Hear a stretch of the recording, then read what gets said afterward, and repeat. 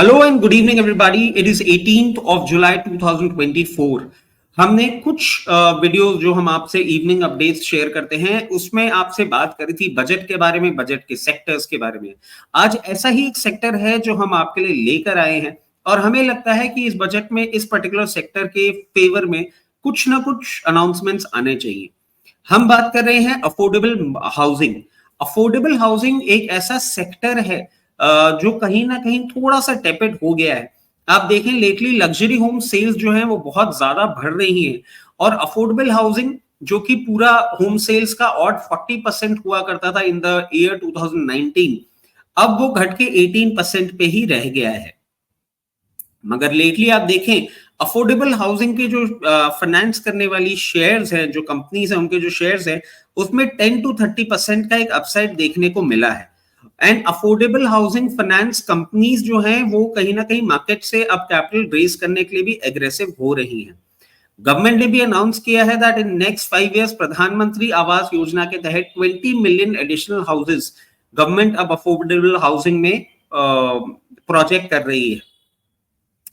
और आप देखें कि यही कुछ ऐसे एंटिसिपेशंस हैं जिनके चलते अफोर्डेबल हाउसिंग में आपको जो स्टॉक्स हैं उसमें एक अपसाइड देखने को मिल रहा है। गवर्नमेंट इस बजट में कुछ रिवैम्प कर सकती है हाउसिंग स्कीम अफोर्डेबल हाउसिंग को बनाने के लिए, और स्पेसिफिक जो फोकस रहेगा वो रूरल अफोर्डेबल हाउसिंग पे रहना चाहिए। और इसमें आपको जो बूस्ट है वो क्रेडिट लिंक सब्सिडी स्कीम से मिल सकता है या कुछ ऐसी स्कीम जो इकोनॉमिकली वीकर सेक्शंस हैं उनको होम लोन लेने में और होम परचेज करने में कहीं ना कहीं एक मदद जरूर मिलनी चाहिए। अगर हम देखें इंडिया का जो अफोर्डेबल हाउसिंग मार्केट है वो स्ट्रक्चरली वेल प्लेस्ड है और मीडियम टर्म में एक अच्छा ग्रोथ रेट रजिस्टर कर सकता है।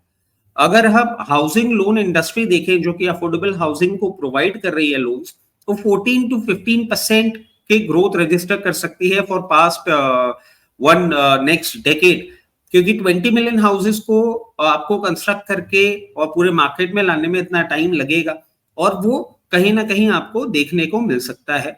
और इसका मार्केट जो है वो नेक्स्ट 5 इयर्स में एक अच्छा ग्रोथ भी रजिस्टर कर सकता है। अफोर्डेबल हाउसिंग का जो टिकट साइज होता है लोन्स का वो यूजुअली 25 lakhs तक ही होता है।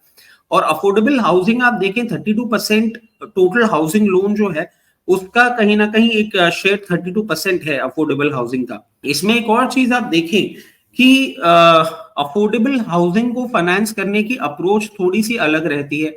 इसका रिस्क असेसमेंट भी अलग तरीके से किया जाता है और इसके लिए प्रोडक्ट भी अलग तरीके से डिजाइन किया जाता है। ये जो लोन्स होते हैं ये मेनली इंडिविजुअल्स जो कि इनफॉर्मल सेक्टर में एम्प्लॉयड होते हैं या स्मॉल मीडियम एंटरप्राइजेस के सेल्फ एम्प्लॉयड जो लोग होते हैं उनके लिए होता है। और इसमें एक बहुत फेमस इनका प्रोडक्ट भी है लोन अगेंस्ट प्रॉपर्टी लैब के नाम से, जिसको हम जानते हैं। ये स्मॉल बिजनेसेस को एडिशनल वर्किंग कैपिटल देने में भी बहुत ही हेल्पफुल प्रोडक्ट रहा है। डेलिक्वेंसी रेट्स जो है वो 1 to 2% है पोस्ट पैंडेमिक और राइट ऑफ्स बिल्कुल नेग्लिजिबल हैं। तो इससे आप समझ सकते हैं कि ये पर्टिकुलर लोन्स किस तरीके से एक स्टेबल और सेफ लोन्स में भी आप इसको काउंट कर सकते हैं। आप देखें कि जिस तरीके से ये नंबर्स अगर सही तरीके से आते हैं तो कहीं ना कहीं एक इन्वेस्टर को कॉन्फिडेंस भी देगा और अफोर्डेबल हाउसिंग फाइनेंस कंपनीज जो हैं उनको भी फंड रेज करने में इजी हो जाएगा, थोड़ा उनके लिए कंफर्टेबल हो जाएगा। और इसमें ये चीज भी, क्योंकि आपको पहले ही बता चुके हैं कि राइट ऑफ बिल्कुल नेक्स्ट टू नेग्लिजिबल होता है और डेलिक्वेंसी जो भी है वो 1 to 2% ही है, तो एसेट क्वालिटी कहीं ना कहीं कॉम्प्रोमाइज नहीं हो रही है। और जैसा कि हमने बताया कि गवर्नमेंट का तो ये एक पेट प्रोजेक्ट बना हुआ ही है। तो ये कुछ कारण है जिनको देख के हम लगता है कि अफोर्डेबल हाउसिंग की जो कंपनीज हैं जो अफोर्डेबल हाउसिंग को फाइनेंस कर रही हैं उनमें आपको बजट के पहले भी और बजट के बाद भी एक अच्छा अपसाइड देखने को मिल सकता है। This is all for today. Thank you, bye bye.